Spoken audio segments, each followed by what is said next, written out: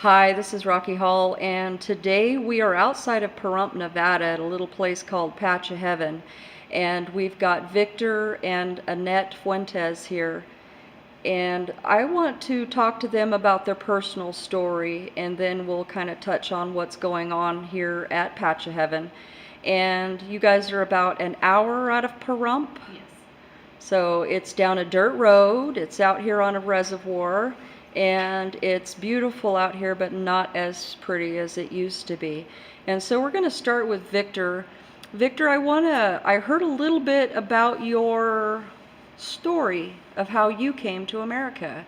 So if you want to tell us where you were born and raised, and maybe a little bit about your childhood and your raising and how you came to America. Yes, I was born in Santiago de Cuba, Cuba, in 1965. It was, of course, very, I say, a very decent childhood. You know, I was born a little bit after the revolution took over in Cuba, so I was born and raised with the revolution, and I didn't know anything else until 1991, when something started to happen in my mind, in my heart, and I started to feel that we was kind of held captive in Cuba. I can see people from other countries coming to our country, and I always had the question, why we cannot go to their country, you know? So I started to realize that something wasn't right, you know.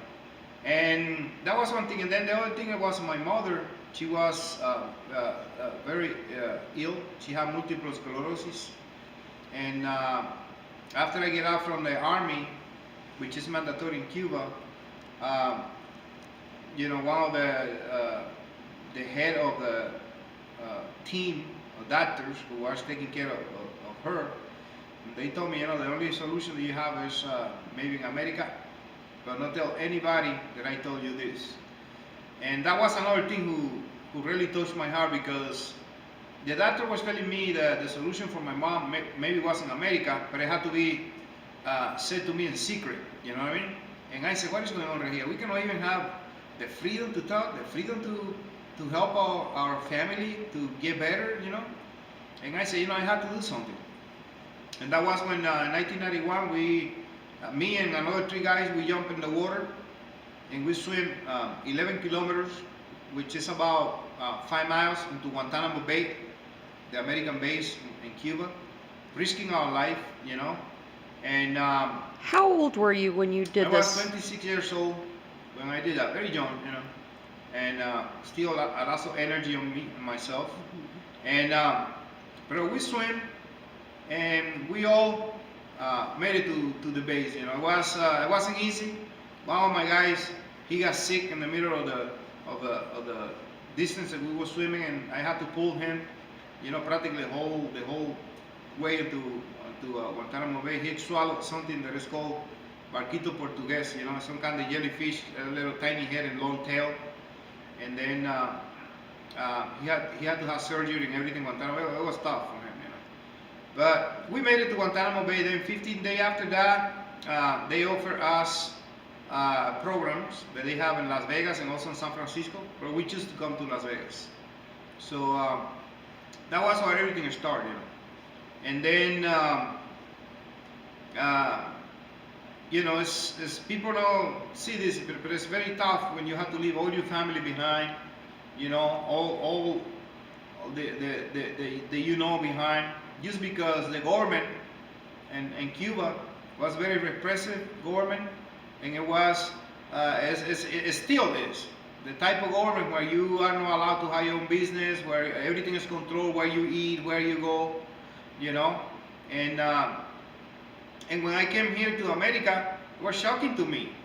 I remember when we arrived in Florida from Guantanamo Bay. 15 days after we arrived to Guantanamo Bay, we arrived in Florida, and we went to the store, and I thought that you cannot touch anything in the store, you know, because that's how in Cuba they give things to you, you know. And then we came here, and I thought it wasn't the same way. So all of us, we was afraid to touch anything. So the guy who was guiding us, he said, hey, no, you are in America now. If you want to buy the whole store, it's fine. That is what they like. They want to sell, you know. And that is how we live in Cuba. That is how close the society is, you know, how tight. So, but anyway, I came to America, seeking freedom, seeking some treatment for my mom. And I never imagined that when I came here, what is happening to us right now happened, you know. I wasn't all clean per se, you know. When I came, I went to prison here, you know, in America, and that was when I found Christ, you know, in prison here. I never in my life have read a Bible or anything like that. It was for the first time when I was in prison here, was somebody introduced me with the Bible, and I was reading the Bible, and I said, wow. And the book of Genesis, you know, I am free. I was created free. I wasn't created under the dominion of any government.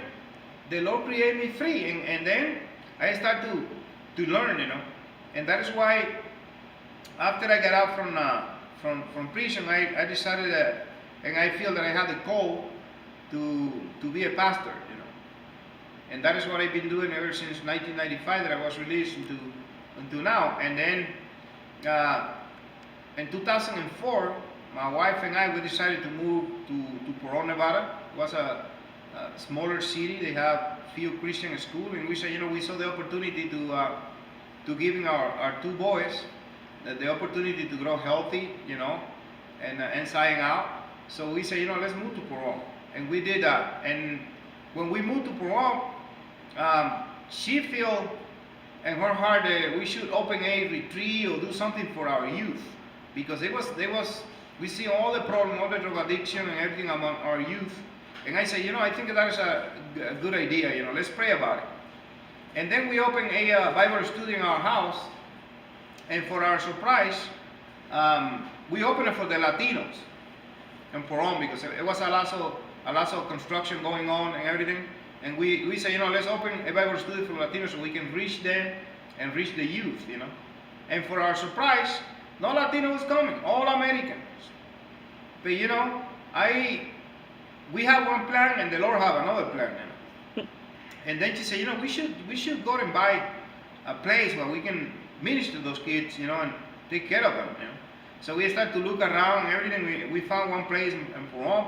I don't think it was the will of the Lord for us to acquire that piece of land.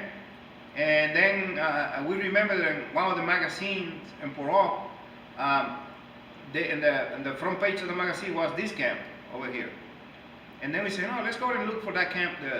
We looked in the magazine when we first moved to Peron. So we came and we cannot find it anywhere. So for one of the gentlemen who came to the Bible study, he was the engineer, the one who designed the power line for Valley Electric. And he said, no, I know what the place is. I know the owner. So he brought us over here. We met with the owner. But we didn't have the money to buy the camp. All that we had was faith in God, you know. And for our surprise, another lady, Miss Mary, who used to come, Miss Mary Baca, who used to come to a Bible study too, she said, you know, I can help you with that. I want to go and see the camp. I can help you with that. So she came and when she saw the water going through, she said, wow, this is a beautiful place. This is God's place. We're going to buy this. And then she donated the money to buy the place. So, you know, it was a beautiful thing when we came and saw the camp, and Miss Mary Baca, she said, I'm going to donate the money to buy the camp. I like it. It's beautiful over here. You can feel the peace of the Lord. And at that particular moment, you know, government or anything like that, I never went across my mind. Nothing. All that I have in my mind was the dream that we had. You know, this is a beautiful place to minister to the youth and everything. And you know, after a little bit after that, we bought the property in 2006. You know, and a little bit after that, my wife and I, we went to the refuge office to introduce ourselves to them. You know, we said, you know, they're here, so they know who we are and what we're going to do and everything. But I never imagined that they were like that. You know, they were very evil people, very evil. So there is my wife and I over there in the office, and we say, you know, we are the new owner of the old cow camp. That's how it was called before, you know, old cow camp. And they say, are you? Well, let me tell you something. If we go to your property and we find, you know, we have birds and everything that go across this migrate through here. If we see any eggs or anything on the floor in your property, we're going to find you. That was the answer that they gave to us. They don't even say, oh, how good is that you came over here? What is it you're going to do? Nothing. No, they immediately went to kill us. You know, with that kind of the tone, with that kind of arrogance. And so coming out from the office, I said to her, what is going on? What is this? Who are these people? I never knew Fish and Wildlife or anything like that, you know. And I said, wow. So it was kind of, you know, but still like that, we try to work with them. They have a program to clean the, you know, non-native trees and stuff here. And we signed that program, I think it was for 6 years now. Yeah, I don't remember exactly like that. You know. So they came in here and they cleaned some of the trees and everything. And we thought that it was in good term, you know. And then before you know, we heard that they want to take our water away from us. The water that went across the property. And they came over here and everything and started to do all that. But you know, I never in a million years thought that the government in America can do something like that. They came and they took the water illegally and unlawfully. They just went up there and diverted. Just like that. Without any permission of the Army Corps Engineer, without any permission from the state engineer, without any permission from FEMA, you know, and they just went and did it. Now, the question that I ask myself is, if I do the same thing that they did, I'm going to be in prison right now. But these people, they use Congress, and they use the discretionary right. They say that they have discretionary right, you know. But I don't think that you can use discretionary right to divert a river. That is something that you have to go through the law. You can maybe have discretionary right to replace a mesquite tree or whatever that died, you know, but not to divert a river. And you cannot divert water in the state of Nevada because the water belongs to the public. And in order to do it, you have to go through all the state engineering, apply and submit the correct application, you know, to the right process and everything like we did. In our vested water right, you know. But no, they did everything illegally and unlawfully, you know. So coming from Cuba, I never thought that I'm going to find the same type of government in here that I have in Cuba. It's unbelievable. And you believe that's where America is heading right now, is dictatorship? 100%. 100%. You know, America was found by the father as a republic. You know, in a republic, you live by the law, and the rule of law is the one who reigns. Now, when you have a democracy, that's a completely different story. You know, democracies most of the time they end in dictatorship. And we have Venezuela happening in front of our eyes right now. You know, it's not something that happened in the past, it's something that's going to happen in the future. It's happening before our eyes. You know? And I want to say, when you left Cuba, you were 22? I was 26 years old. 26 years old. And so you know firsthand what the dictatorship was over there. You were raised with it, you saw it, you observed it, you lived it every single day of your life. Correct. And so you're seeing the same thing coming to America and happening to America right now. And what do you think of the American people that are backing this? Oh, you know, coming from over there, you know, one of the things that I noticed, and I learned, and my mind wake up about those things when I came to America. Okay, one of the things that I saw that happened in Cuba, because I remember my dad, he used to have a gun. Okay, I remember that, and I remember the church people going around the neighborhood and everything, you know. I have my point to where I want to go with this. So, and then as I was growing up, I didn't see the church people coming anymore. And then the government said, you know, we need to collect all the guns. It's prohibited in Cuba to own a gun. Okay?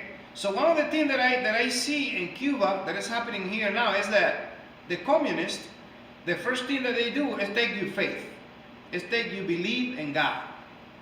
See, that is number one, because when they tell you no, your creator is no God, your provider is no God, then what they're saying is, we, the government, are the provider. We, the government, are the one who support you. We, the government, are the one who protect you. We, the government, we, the government, we, the government. And then the second thing that the communists do, okay, they take your guns away. So when they do that, you cannot defend yourself against their atrocities and everything. Exactly the same thing that is happening in America. You talk about Jesus, it's like you are spreading some poison. Right, exactly. Or something. You cannot talk about the Lord. It's prohibited, you know. Yep. And they do it in a different way. Okay, they do Take it out of the schools. Take it out of. Exactly. Yes. Exactly. And then we have the payment of that. Look in our society, what is happening right now. You know, it's not because gun. If you have a gun and you put that gun in that chair right there, that gun do not affect anybody. Right. Now, when you have a people without love, because they don't know God, when you have a people without faith, when you have a people without mercy, that is when things happen. And Yep. you know, so they take your faith, they take God out of the picture, and then what you have, if you don't have God, you have chaos everywhere. And that's what's happening. And then second, they want to take our God. But listen to this. And here they are different. The liberals, they are doing it in a different way.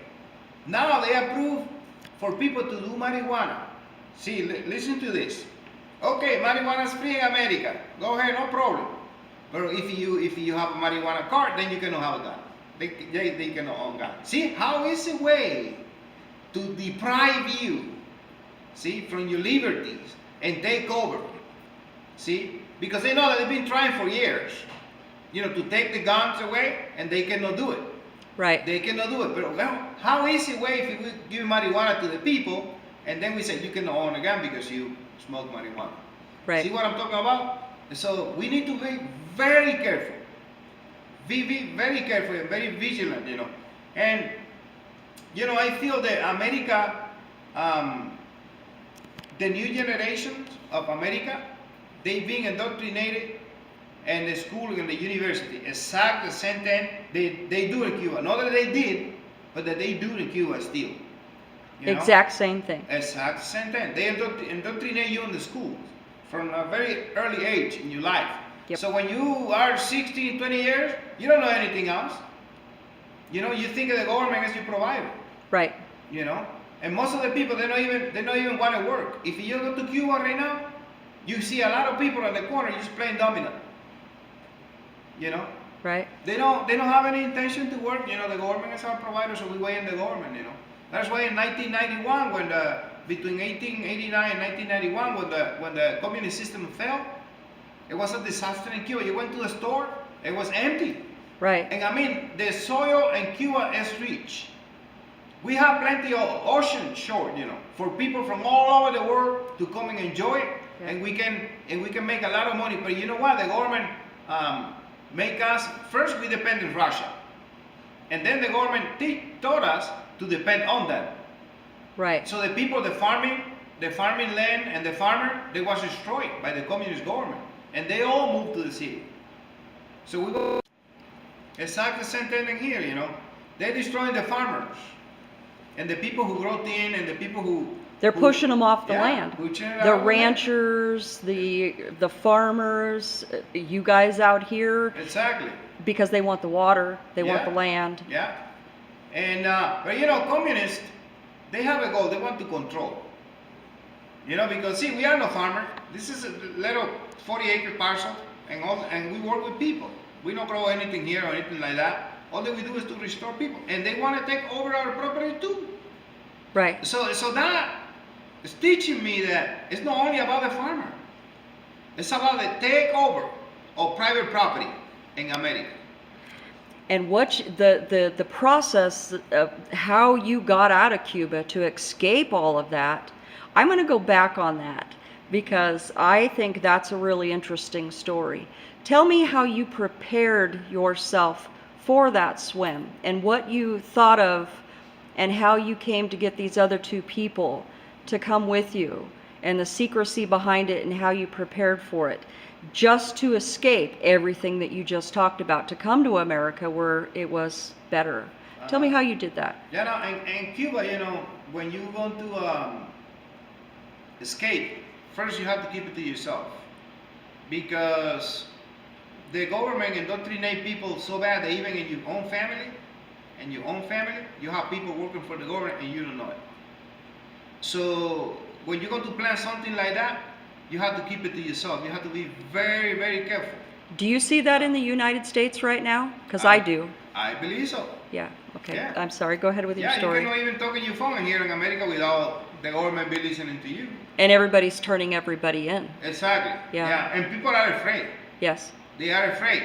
You do an interview or whatever, and they say, no, talk like that. You don't mean Right. this and you don't mean that. They practically put words in your mouth. And I hate that. I'm a free guy. I'm Yes. a free guy. And when I talk from the bottom of my heart. I mean what I'm saying. I don't want to be changing things, Right. Yeah, but anyway, trying to escape from over there, it was something. I remember that we talked to a guy who used to be a driver for one of the government guys over there, because we don't want to use an American car, one of those 1963 Chevy or whatever, because the people who own those vehicles in Cuba, they are classified as bad people. Listen to that.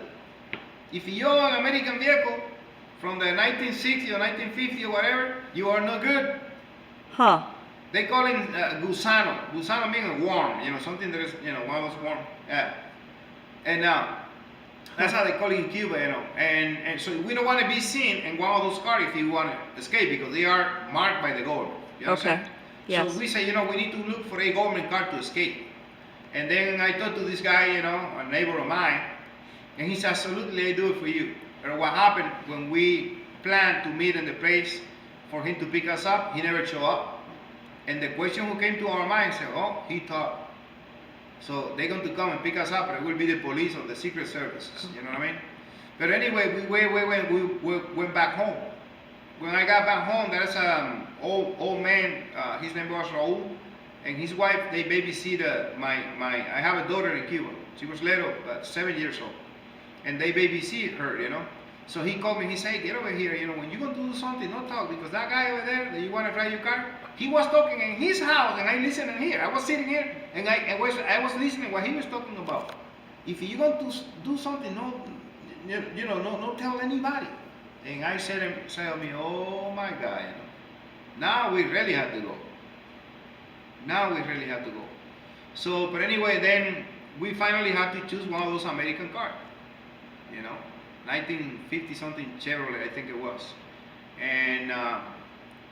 And so he was the one who took us close to Guantanamo Bay about 7 o'clock at night, and we had to use grease in our body before we jump into the water, try to keep the shark away. Why Grease, did you put grease on your body? Just to try to keep the shark away from us. Okay. I don't think they want to eat grease, they don't eat no grease. So, trial and error, I'm thinking, is how people found out about the grease, that people got in and got ate by sharks trying to come to America and died.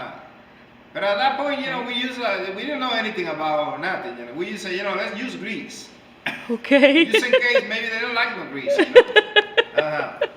But what I thought is that they don't like communist flesh, and we come from a communist country. We don't have too much protein in us. You know what I mean? They say, forget those people. Right. So, but anyway, we make it to Guantanamo Bay. It was tough. We have a little pillow. When you float in your swimming pool. Yes. The pillow part, we call that Yeah. part. So each and every one of us have a minute to rest on that, in the water. And then So you had one pillow for 3 people? Yeah, it was 4 of us. 4? Oh. Yeah. And we tie ourselves with a rope, so that way we don't get lost, you know what I mean? Right. And we had to use some flipper. One of our friends, he threw the flippers away, and then we had to pull him all the way to, so I was pulling 2 people that way, And yeah. If he forgets something, please, yeah. He did. They had the big lights, the security. Oh yeah, the reflector. from the Cuban Coast Guard. Okay. Every 30 minutes or something, they turn the thing on. They know that something was there, around there. Okay. They keep looking. We have to go underwater and then come back. We have underwater. Every 30 minutes, we calculate they was doing that. Okay. So we arrived in Guantanamo Bay about 2:40 in the morning. Wow. Yeah, we can whack. We don't have. How long did it take you to swim? From 7 at night until 2 something in the morning, 2:40 or something like that. Yeah, and then when we arrived there, we didn't know if it was in Cuban territory or in American territory, because it was dark at night. No GPS. No GPS. Our GPS was a fuel tank from the American base that they have in the entrance of the base. They have some light, so the airplane, they know.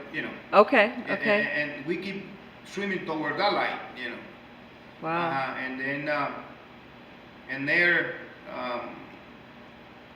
after we arrived short, we didn't know, if it was in the American territory, the Cuban territory, and. So you were pretty scared. Oh yeah, because what happened is if the Cuban Coast Guard caught you, it would be 3 years in prison, mandatory, for trying to escape the country.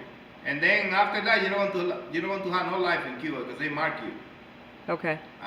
That's what happened. They mark you, and I don't know how they did it. And I want to specify about this because in Cuba they didn't have no computer. It's not like here. Still today, people don't have a computer.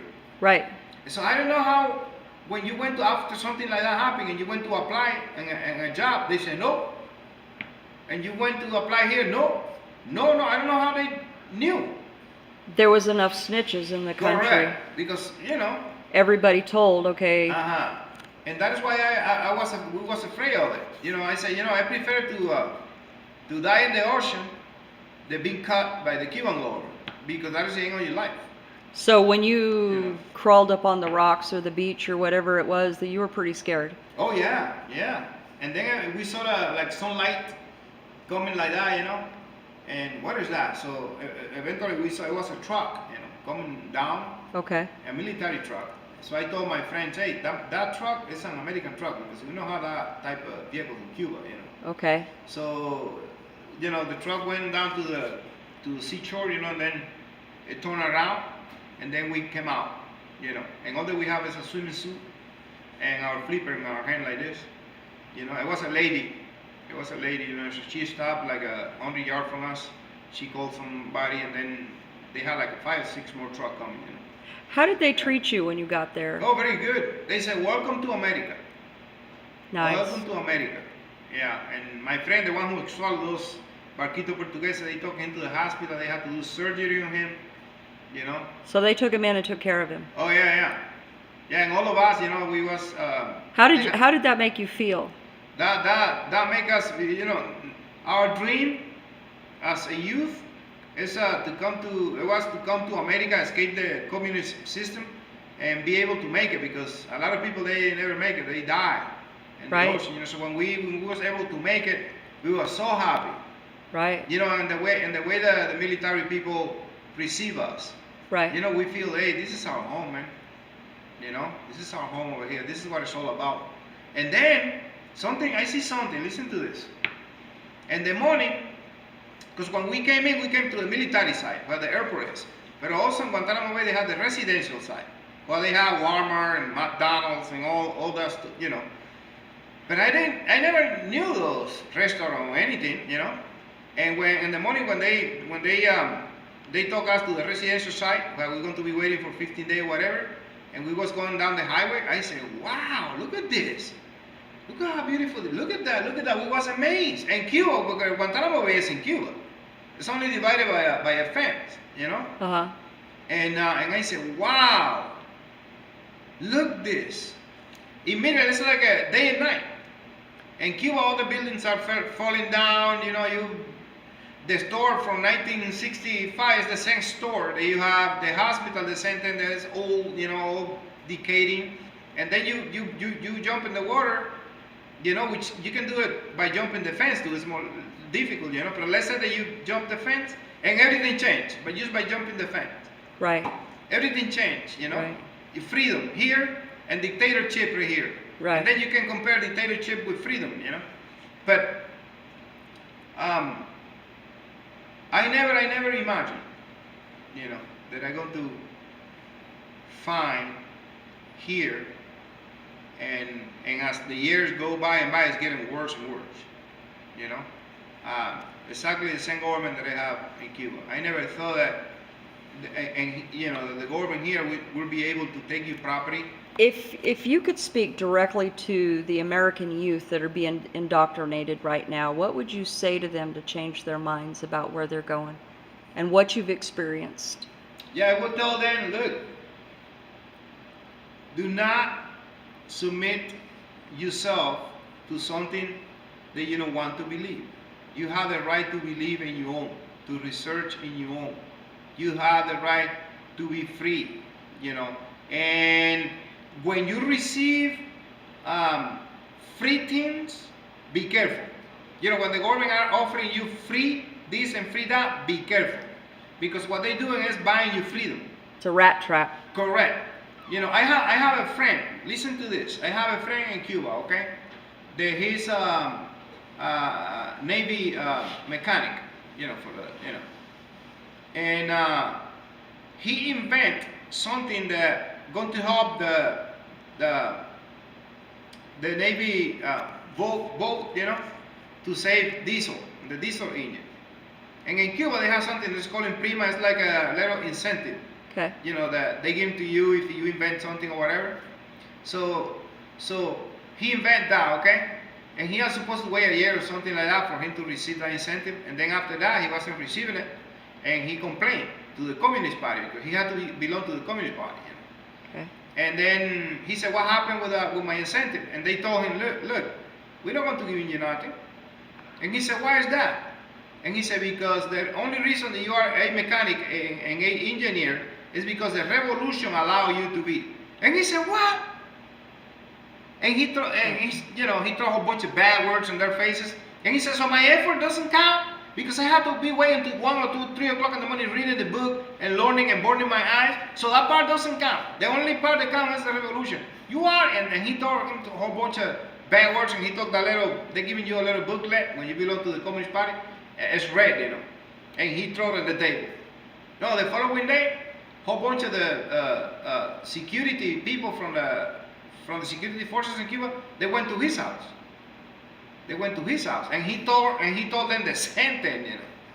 And he said, you know, I have enough from you guys. You Right. are, and he said a whole bunch of stuff, and that is how it is. So the youth in America, they think when the government gives them free things and free school and free that, you know, nothing is for free. If somebody is giving you something for free, somebody pay for that. And what happened in the communist government is this.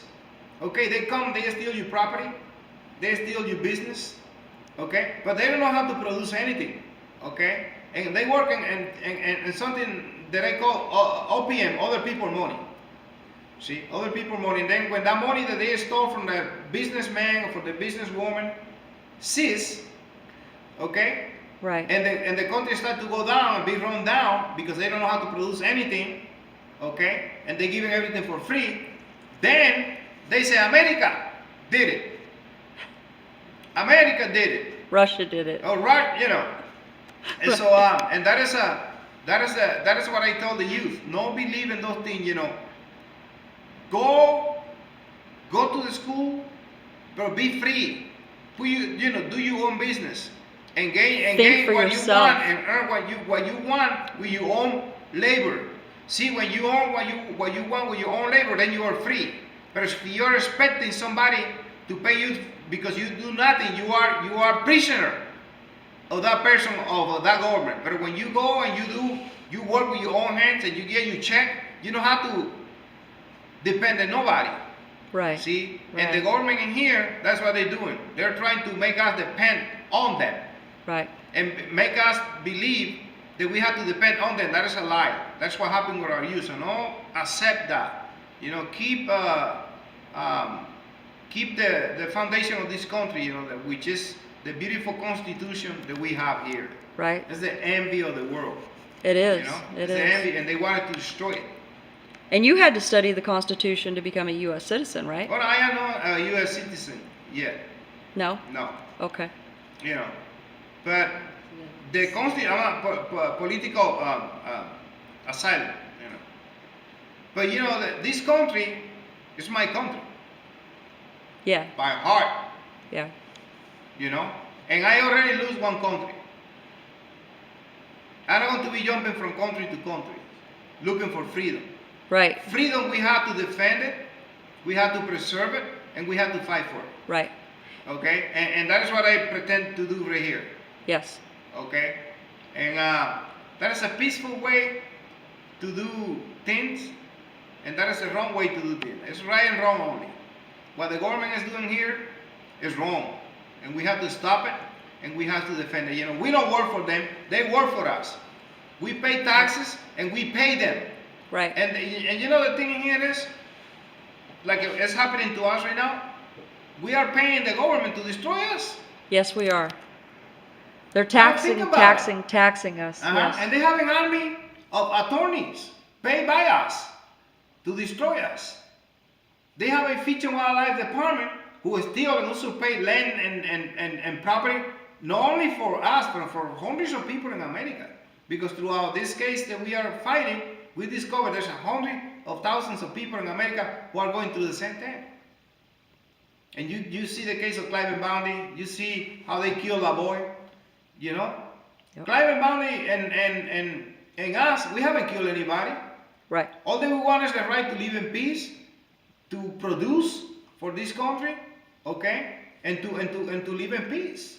And what you've created here is a Christian camp. Correct. So they can kill two birds with one stone by getting rid of a Christian camp and taking your water. Correct.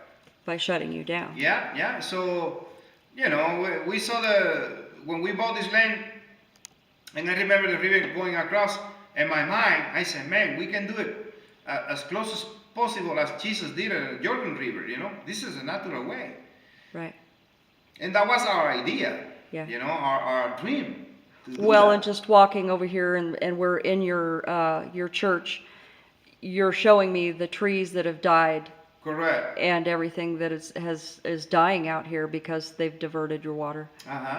Yeah, it's a you know, it was a beautiful place. It was nice and green. We have a lot of wildlife in here. You know, the refuge was here inside, because outside of the refuge, people hunt. You know, when they were shooting birds. So this was the refuge for the animals. Yeah, the refuge was here. Right. So they were shooting the bird outside, and they came here. This was Noah's Ark. Yeah, they came here. It was beautiful. We Yeah. have mountain lion going through all the time. Yeah. Here, you know. Yeah.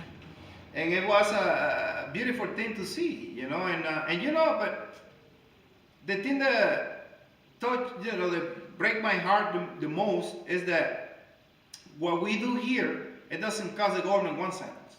Right. And we restore people. Now think about it. If the government, all the people who go through here, who are restored, you know, Are productive. are productive. Yeah. But if the government had to take those people before they come here, it's going to cost them money. They're going to go in Thousands. prison. They're going to Correct. go into the hospitals. They're going to Correct. go, yes, and become a burden on society. Correct. So if you can fix them, if you can restore them, they're out in society becoming productive human beings. Exactly. And you see them coming, like, let's say that you have a group coming today, okay? Mm-hmm. And not all of them, you know. But most of them, when they come back, completely different. You see them 3 months or 6 months, when they come back, now they come to serve others. Right. When they came at first, they had to be served, see? Right. But when they come 3, 5, 6 months from now, they come to serve others. Now you tell me. And Right. that's my payment. People are always thinking about money, you know. Path to heaven is not about money. Right. It's about restoring people. That is my payment. Humanity. Yeah, that's my payment. And these people over here, they're saving a little fish. They can care less about the little fish. I'm telling you right now. Right. When Ted Cruz shut the government down, okay? Yeah. When Ted Cruz shut the government down over health care, they shut every gate, they shut the refuge office, and they went home. For all those days. You cannot see any one of them protecting the fish. They can care less about it. They went home. The only one, and here in the refuge was her and I. We came all the time to our camp. We were receiving our guests Right. and everything. nobody in the refuge. Every gate was closed. So how much they care about the fish? Now you tell me. Right. Now another thing that I want to say real quick, is they care so much about the fish that we have thousands of them in that little in our river right here, thousands of them. They divert the river, okay? Now you can go with your own eyes and with your own camera and see if there's any fish in that channel. No Right. fish, zero fish in that channel. Right. So they can care. They use a fish just to deprive you of your property. They use bird they use whatever they can use to deprive you from your property. That's what they do. So I would say them diverting this stream has actually really harmed the wildlife in this area. Correct. Extremely. It dry everything out They because destroyed a wetland. yeah, Destroyed a wetland. Yes, they did. correct. Maybe we can get some pictures of that. If you Oh yeah. You can walk from here to the diversion that they did, and you're not going to see one animal or bird or nothing. Wow. Let me tell you, when we bought this property over here, I mean, it Thousands. was not plain enough bird, different color, different, Right. Now you can see where you are. There's nothing here. Nothing. No. Dead. They've killed it. Dead. Yeah. They've taken something beautiful and destroyed it. And Right. they lie. They can lie pretty good. They're pretty good liars. They're professionals lying. We have few days ago I have a conversation with the guy, the gentleman who was the fire chief in Amargosa at the time the Primero Ranch was here. Okay. Okay, because Fish and Wildlife, they in the newspaper they have a Long Street Spring. They have two pictures of Long Street Spring, one in black and white, and then the other one in color. And they say, this is when the farmer have it, meaning the black and white, and this is now when I have it, when we have it, when Fish and Wildlife have it. And then by talking with Mr. Morgan Lynn, he said, that is a big lie. I'm going to prove that. I'm going to prove you a victim. Give me some time, So he called me the other day and he said, I have the pictures. Come and see it. So he had the newspaper with the black and white picture and the color picture. Right. And then he had the picture when the farmer have it. Look the color picture and look mine. Which one is the difference? This is when the farmer have it. And those in there was my kids enjoying in the pool Okay. right there. Okay. And then he said, and I was a fire chief back then. You know why this looked like that? Because it was a fire. Okay. It was a fire in the refuge. I was a fire chief. Okay. And you can see the blueprint, my blueprint in the picture. Right. When I went to close the gate, so I can sell water with my water truck. And this is my fire truck right here, and this is me. That is a lie. So that is how they have done, and not long ago. We need to get his story too. Yes, not long ago they were using our donkeys, and the paper, a big picture like that of our donkeys, and they make it believe it was their donkeys. So we called the paper and we said that is wrong. You need to correct that. Those are not the Fish and Wildlife donkeys. Those are not the Ashmeadow donkeys. Right. Those are our donkeys. Okay, and then they corrected in the paper, but this big. Right. The big picture of the donkeys, Yeah. like that. The But story's correction- already submerged in people's subconscious minds. Correct. But the good thing is that a lot of people around this area that they know that you cannot handle horses or donkey here. That the only donkeys in Ashmeadow are ours. Right. So, but I mean, that is how corrupt they are. Right. It's amazing. It's amazing. Yeah. You got anything to add to this story? He's very passionate. I do. There's a lot of interesting history here on this land. Can I stop you and restart it, and we'll Yeah. make this another video, okay? For now, we're going to sign off with that, and now we're going to do second part of this and do the history of this land.